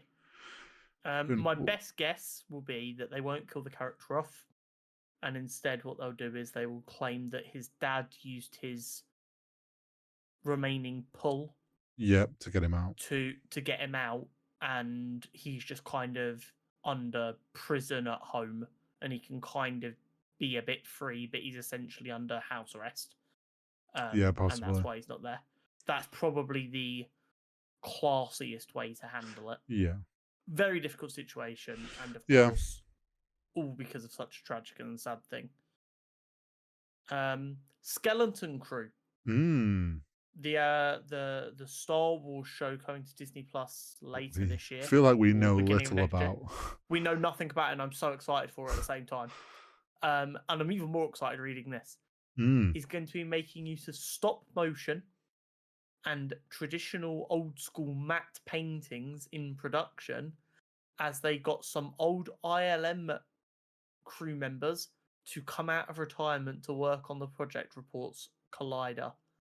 That's awesome. That's very cool. The fact that old ILM staff were willing to come out of retirement for this sort of a project says to me that, one, they went to them and were like, look, we want to use these methods that you used to use on Star Wars projects.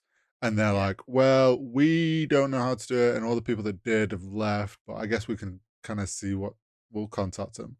And those guys have gone, oh, you want to do it like the old school way? Yeah, I'm down for one more project. I imagine they paid them a metric butt fuck ton of money. And they also, as part of that, got them to teach some people that are at the company. They've gone, we're going to pay you a load of money to essentially come in as a lead/consultant. Mhm. Our guys are going to learn from you. And then you can go off with a nice big fat check, off back into retirement. And we will not lose the techniques that you guys mastered so Yeah. that your work can live on in that way.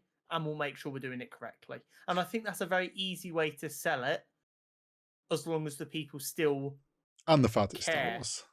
Yeah. They all, that ILM did some amazing things for Star Wars. And it's like, I'm sure like they get the chat. There's like, ILM did some amazing things for cinema. well, yeah. But like these old ones that probably worked on the old films, being told like, oh, you get to just put your hands on another Star Wars project. They all love Star Wars. They're going to be like, oh shit, okay, and it's like the old style. Yeah, we'll come back. The passion's going to be packed in for sure.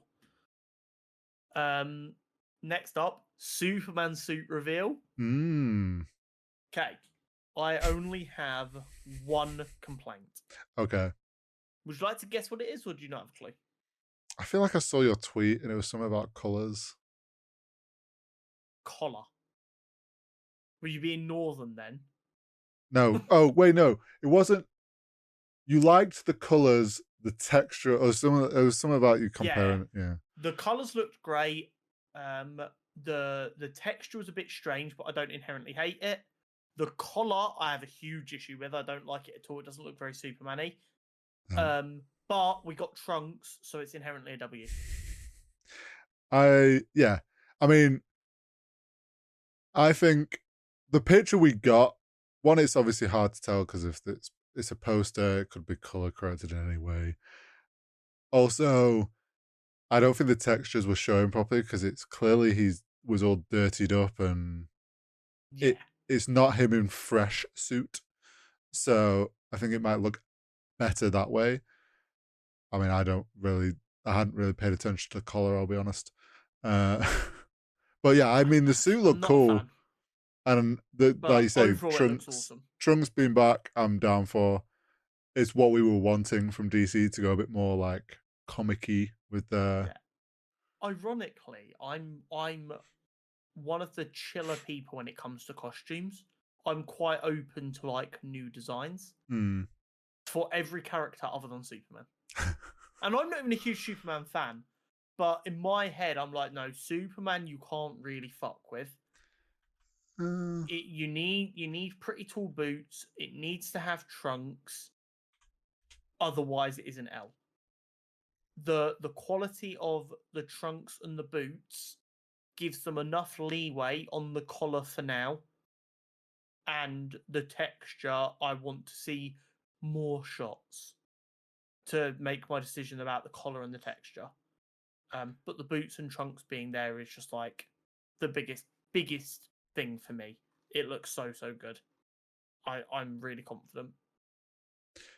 It's one of those as well, like the picture was him sat down. I think it might look a bit better full on stood Superman pose. Absolutely. We'll have to wait and see. Next up, Bob Iger. Our favourite person. Has announced that going forward, Marvel will release 4 or 5 projects a year, with 2 of them likely being shows and the other 2 or 3 being movies. We briefly discussed this in Twitter DMs. I think this is a W. Yeah, and I actually think this probably comes more from Kevin. Yeah. I think this is Bob trying to pretend he knows what the fuck's going on. Yeah, he's like, I think this is Kevin's gone, we're scaling back. And Bob's gone, oh, good, that's what I said we should do. I'm going to take this I'm going to put it out there. So this seems like it was all my idea. And look, we're doing, and everyone's going to be more happy with me. Meanwhile, Kevin's like, we're doing this. I'm going back to work. I'm busy. We've said it. We're okay with this. We felt that they tried to capitalize off the hype of where everyone was at after Endgame. They tried to push for more because they felt people wanted more, but then it diluted things. We've seen the effects of that. We've seen them slowly with scaling back, and like Loki's improved. I mean, the X-Men series we've talked about loads has been great. They're clearly the scaling it back is starting to show. Exactly. And here's the thing, it's not like they're not going to think about the projects as far in advance. It just means they're going to have more time to make the projects good, which will hopefully resolve any of them issues we've had with them. Mm-hmm. So 100%. I view this as a complete W. Same.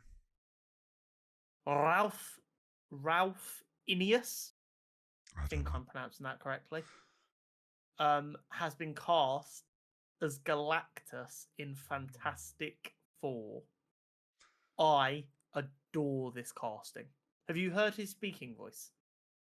I don't know if I have. Go and find. Let me send you a clip of him talking, because he just gives you. His voice just gives that power. I'm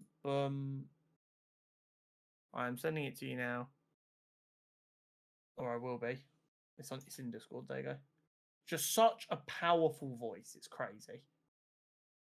If Hori's feeling nice, he will put the clip he's about to watch in here, so you guys can hear what we're listening to as well. And get an idea. It's just from an interview. I have heard his voice. Yeah, he's been in lots of stuff, never in like crazy huge roles. And he's doing this. But you can imagine, just with that normal talking voice, how much power he's going to be able to project as Galactus. I think it's a phenomenal casting. I like it a lot. Yeah, I'm down with that. Alongside the Fantastic Four cast being confirmed and the Galactus cast being confirmed, we have 3 other castings for the Fantastic Four with no roles confirmed. Yes. John Malkovich, Natasha Lyons, and Paul Walter Hauser. My God, this cast is insane.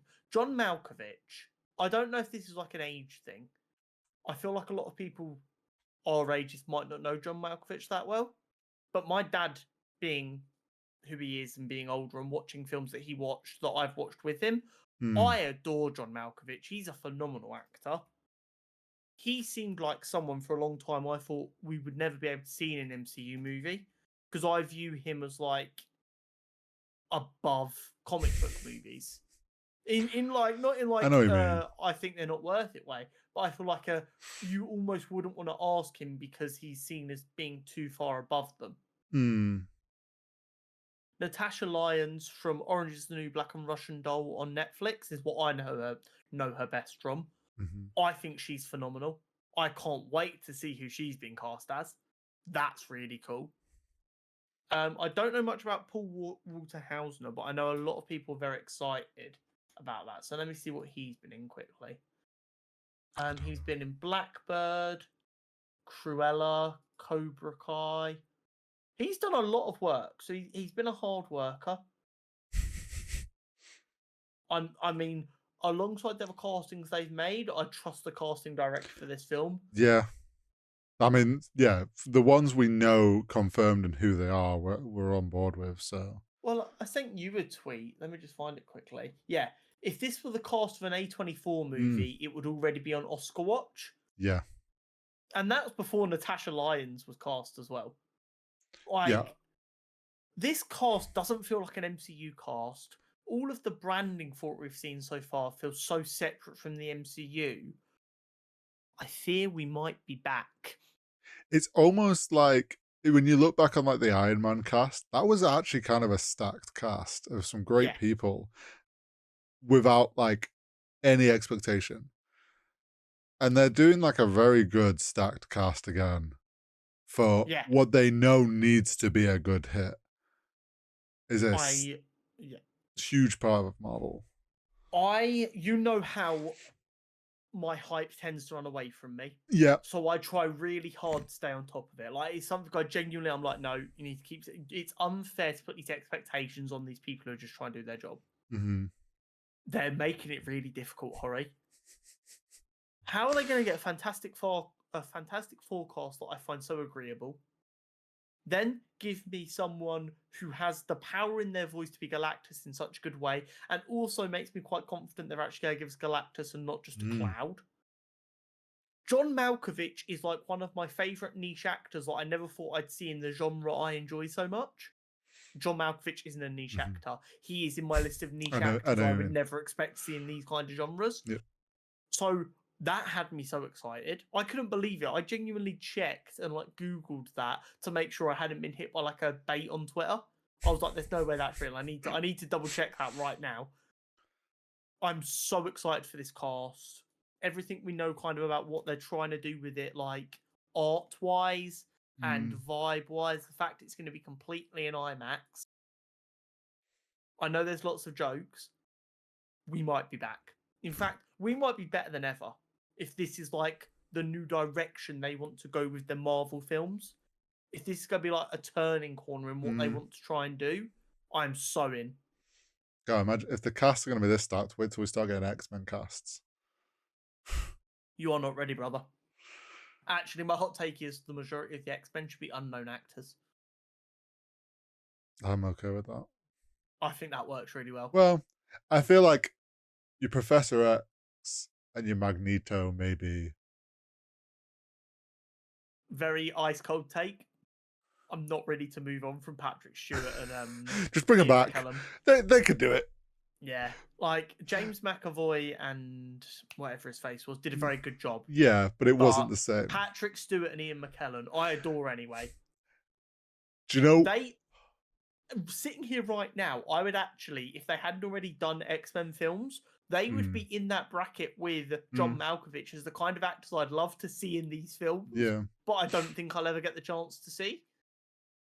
I'm so excited. This is so. Well, we're meant to be doing the news, but slightly off topic. Obviously, we don't know what's going to happen yet in Deadpool with Wolverine. A little part of me, for the meme, hopes that Hugh Jackman Wolverine, even if it's just for a moment before he's done, is shown on screen with the new Professor X and Magneto. It's like a handing of the torch moment. And then the three of them can go on Graham Norton and we can have that meme that Wolverine's been with all of the different versions of, but there's still Hugh Jackman. Purely for that. Purely for my own enjoyment.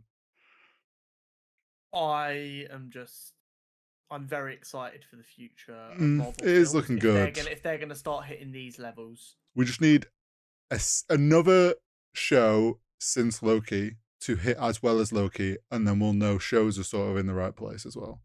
Yeah. Rings of Power got a season 2 trailer. This is so wild. Sauron is here. Because this weekend when I was with my family, my brother-in-law, we were talking about Star Wars and stuff because he's into all that. And then he was like, oh, do you know when we're getting Rings of Power? Because obviously he knows we do the podcast and we keep up to date. And I was like, probably next year at some point. Obviously we haven't heard anything. And then I come home and we get a trailer. And I was, I'm so hyped. We both loved the first season. I know that a lot of people had issues with it strayed away from the books in places. I love it for what it is. It's more Lord of the Rings. It's more in that world. I understand people's grievances when it like strays too far away. I'm not well versed enough in the book, but I almost feel like some things I saw in the trailer feel like it's pulling it back to the book a little bit, or at least tying it back in some ways. I'm just looking forward to go back to more Lord of the Rings. I enjoyed watching season 1 a lot. Like we said at the time, I don't know a lot about Lord of the Rings, so it gets to be something that I watch more casually. instead of feeling a need to come in here like I do with the Marvel and the DC projects, where I feel like to come in here as like a fountain of knowledge. I get to just watch that as a fan, and if people who are massively into it don't like it, I'm like, I don't know why I don't like it. It seemed pretty good to me. That trailer had me hyped. Yeah, the trailer was very good. And like, this isn't in the news, but also keeping on Lord of the Rings stuff, I saw that they have announced they are working with Andy Serkis as main producer or director on a hunting Gollum or finding Gollum film that Peter Jackson is also coming back to help produce. Yes. And there's also been talks of Peter Jackson coming back and doing more in his Lord of the Rings world or whatever. I just want more Lord of the Rings. Just give it to me. Absolutely. It's crazy. Okay, so there's a little bit of backstory here. Okay. So last week we got another new title for the Agatha show. The Agatha show of many titles. Yeah. Agatha, the Lying Witch and the Wardrobe. Yes. Which is obviously a play on the Lion, the Witch and the Wardrobe. Yeah. People were like, oh, this show is going to be terrible. It keeps changing names. Because this is like the 19th different title. Yep. The show has been revealed now as coming out on September 18th. And the title is Agatha All Along. So they've just been memeing us. The joke was, and it's a really niche fucking reference. Let's remember, this show kind of got greenlit off the back of a song at the end of WandaVision. Yeah. Called Agatha All Along, which has now somehow turned into being their entire marketing shtick, where they've changed the title religiously every few months for the last 2 years. 3 years.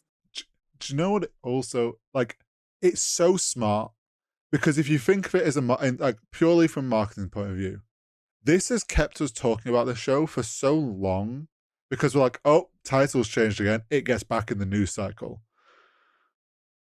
I genuinely didn't think any company, especially as large as like a Marvel and Disney, had the patience for a running joke like this. I think that the Marvel MCU, like the people in marketing that know what's coming, who are quite obviously in charge of leaks sometimes, like they have become very smart at how social media runs with stuff they find and how they love to find the leaks. They love when like titles change and stuff. And they just have learned, you know what, fuck it. We're going to feed into this direct from us. None of this actual leaks. None of this people finding out on a random, like, I don't know, trademark thing that titles have changed. Like, we're just going to like leak and feed this in there because we know the internet loves to run with it and talk about it. So let's have some fun with it. And the internet did what they wanted it to do, and here we are. Because here's the thing, the beauty of it was them first few titles sounded very solid, realistic. But it's only like this last one that was a little bit like, well, it's like really? The first one was like, okay, cool. Then it's changed, and it's like, that's still fine, I guess. Like, it's still same. Like, they clearly... And then it was sort of like, okay, they just can't really decide on the wording of what they want to go for. It's a really weird thing to get stuck on, by the way. Like yeah. The title of the show, which is a big red flag if they were actually changing the title. The thing is, I think also, because some films have had genuine title changes and things like that have happened, that just fed into our belief, like, that we believed this was all legit, like, not a planned thing. They're too smart. Kevin is Gladys. He is a robot in the roof of... September 18th is when the show will start. Mm-hmm. We don't know much about it. We know that one of the actors from Parks and Recreation, another one, is joining the MCU. I forget her name. Let's go do my head in. Audrey Plaza, there we go, I remembered. Is going to be in the show as well. We don't know a lot. I'll be honest, I'm not that excited for the show. I don't think it's going to be that good. I feel like it was greenlit at a time when they didn't confidently know what they were doing. Yeah. And then by the time they were trying to work out what they did and didn't want to do, they were already so deep in production, it was kind of a sunk cost fallacy moment where they're like, we may as well take it the rest of the way at this point. Do we know if this is under Marvel Spotlights? We don't. It wouldn't surprise me if it's carried on because they're going to put it under Marvel Spotlight. Oh, it might be under the new Marvel television, actually. Maybe. Along with this getting its proper title and release date, Marvel Television was announced as a new banner. So we've now got Marvel Marvel Animated. movies, Yeah. Marvel Animated, Marvel Television, and Marvel Spotlight. I imagine this will sit under Marvel Television. Possibly Based on then. its connections with Yeah. True. WandaVision. I mean, I'm okay if it like explores Sword a bit more, or if it like explains a bit more about like the Coven and all that side of things, so we can understand Scarlet Witch a bit better. I'm okay. With how uninterested I am in it, and I don't mean that in a negative way, I just have no interest in it. If it is even a good show, I'll be very happy. Yeah. If I don't find it a chore to remember to watch it every week, W. Yeah. Daredevil Born Again, March next year. We are 10 months away From the from return. Daredevil. However, bit of sad news. Not going to be the 18 episodes we were told. It's 9 episodes. Yeah, I saw that. 9 is It's better than just- 6. It is them just going to the Netflix formula. I don't mean that in a negative way. I'm not saying what Netflix did was bad. What Netflix did was very good. Yeah. That is them having got the people from Netflix that they did get involved, or the Mhm. ex-Netflix people, to Going- try and make sure they captured that right vibe. That is the byproduct of that. I would rather 9 really good episodes than Yeah. 18 meh episodes. Yeah. I'm also, because we've had issues with the Marvel shows being like 6 episodes long and it's not enough, I'm okay with the idea that we're now at 9. This is going to be a bit longer, gives them more time to do what they want to do. Hopefully, this is a solid show. Especially like, Hopefully they make them hour-long episodes as well. yeah, hopefully they're good length. But yeah, I mean, maybe they have 18 episodes. It's just 2 seasons now. Yeah. Ironheart, Mm. which has Now a been like a film? very Last we heard, anyway. It's a bit of a messy production. We don't know a lot of what's going on there. There was reports that it had been cancelled along with Armor Wars. There was reports that it and Armor Wars were now one and the same. It went from a TV show to a film. I believe the last time we had any confirmation was it was still a film. That doesn't mean it won't become a TV show again. Yeah. It will be coming next year. I'm nervous about it because it has had such a messy period. I feel like But all Marvel has, though. we're still we're getting rid of the last of them projects that were confirmed as coming during that time where it felt very directionless. Yep. We'll have to see if it's any good. I think it will be. I'm excited for more Riri Williams. Yes. Apparently Rhodey's in it. I think it I mean, yeah, I would like to hope that whatever it is, whether it's film, show, whatever, I feel like after Secret Wars, we're getting Rhodey back. It's like they can kind of elaborate on that. They can bring in Riri and Ironheart. It's like, hopefully they find a good way to bring these characters back in properly. Yeah, absolutely. And on DC side, we have got a release date for Supergirl Woman of Tomorrow, which is going to be June 26th, 2026. Interesting. Very exciting. Cool. Yeah. Yes. It's definitely one. Nice. It's the other DC one I would say that out of what was announced, everyone's been talking about the most because obviously he gave the comic and stuff of what it was based on. So should be exciting. Having gone now without any like real DC news and content for a little while, just getting these little bits of stuff is happening.